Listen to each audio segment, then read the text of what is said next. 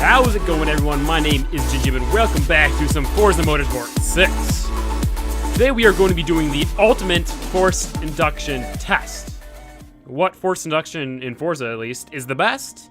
That's what we're going to find out. So we're going to be doing this in a tournament form. We're going to do the two turbos against each other, you know, big single turbo versus twins. And then the two superchargers, which is centrifugal and positive something. The winners of each of those little competitions will then go on to the finals. So yeah, in the final it will be one turbo versus one supercharger. In terms of everything else on the car, motor's gonna be fully upgraded, suspension, weight reduction, tires, as you can tell how freaking wide they are, but yeah. So first we're gonna go ahead and get a test of it naturally aspirated just to see, you know, kind of out of curiosity, how fast it is. All right, so this is with the stock fully upgraded motor, no forced induction. Not very fast. I mean, we don't have to worry about getting traction because not enough power to lose traction, but still actually really quick, 10.44. Every single test is gonna be out of 3, by the way. Holy shit, I've got 19 messages. Oh my goodness, I just don't get any of these.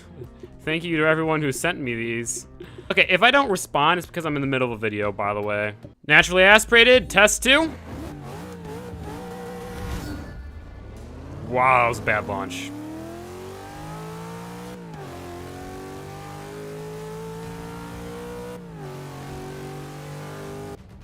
$10.77. That was a little better. Very, very long gears in this car. I do have to say that. 10.444. I think that's our best time. So, naturally aspirated, 10.444. Okay, so I think it is time for one big, nice little single turbo. Woof. Adds a whopping 89 horsepower. But that's before we upgraded it. Which, by the way, each one of these forced inductions will be fully upgraded. So that's what I'm doing here. Another 118 horsepower, so it gave us like 160. That's nice. Maybe some turbo lag though. Ooh, uh-oh. All right, guys, big single turbo. Try one. Still no problem with getting traction, which is good. I can tell it revs up a little bit quicker. And obviously there's that lovely blow-off valve. And we're running 9.5 for the first time. It's almost an entire second off. Pretty good.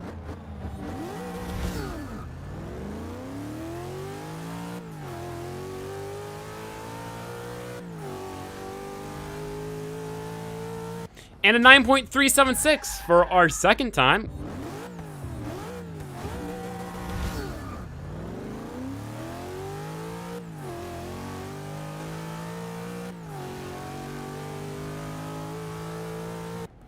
.376 again, all right. Fastest time for the single turbo, 9.376. Let's see what the twin, oof, nice. I think we have the same amount of power as the single one, but the thing is that each turbo is smaller, so therefore they'll spool up quicker. Hopefully getting us more even power band. But to be fair, that's what the superchargers are for. We'll see, we'll see. All right, twin turbos, test 1, run 1, whatever you like to say. Ooh, better launch.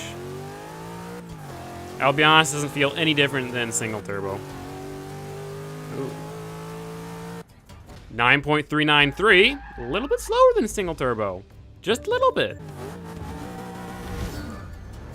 Not a good launch. Not a good launch. Come on, twins. Come on. 9.593. Slower yet again.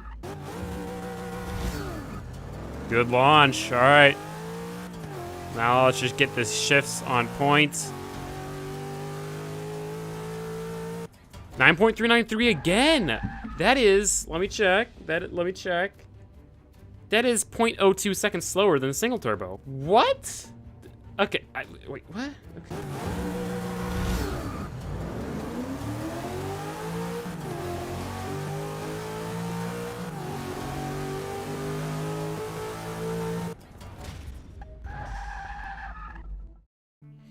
.754 horsepower, 714 foot-pounds torque with the twins. 754 horsepower, 714 with the single. So I don't get it why it's running better times than the twin. Ah, wait a second.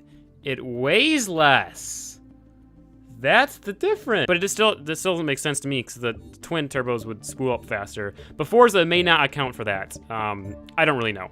So in round 1, single turbo versus twin turbo, single turbo is victorious by 0.02 seconds.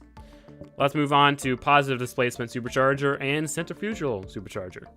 Already I can see the car makes less horsepower and less torque than the turbos, so I'm not sure if it's looking good. Positive displacement supercharger, run 1.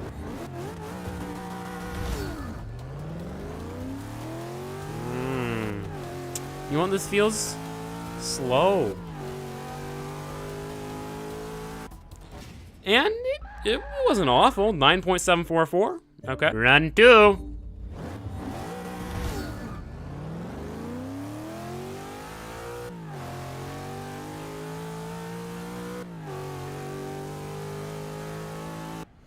.743 again.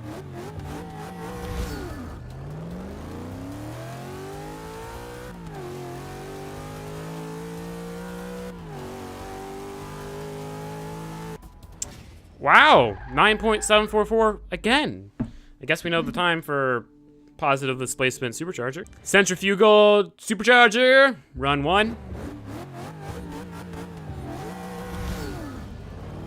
Good launch.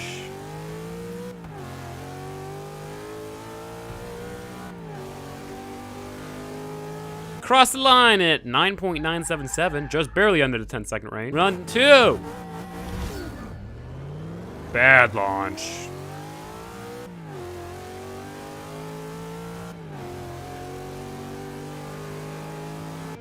.077. Uh-oh. For shits and giggles.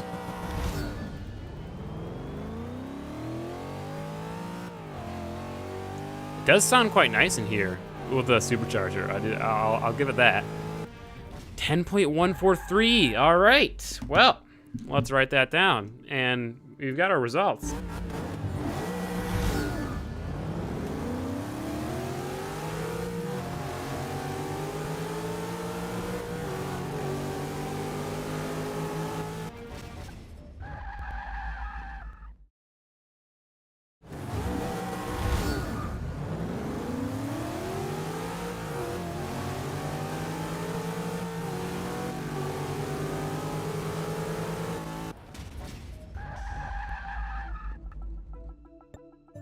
Alrighty, boys, ladies, gentlemen, girls. The results are in.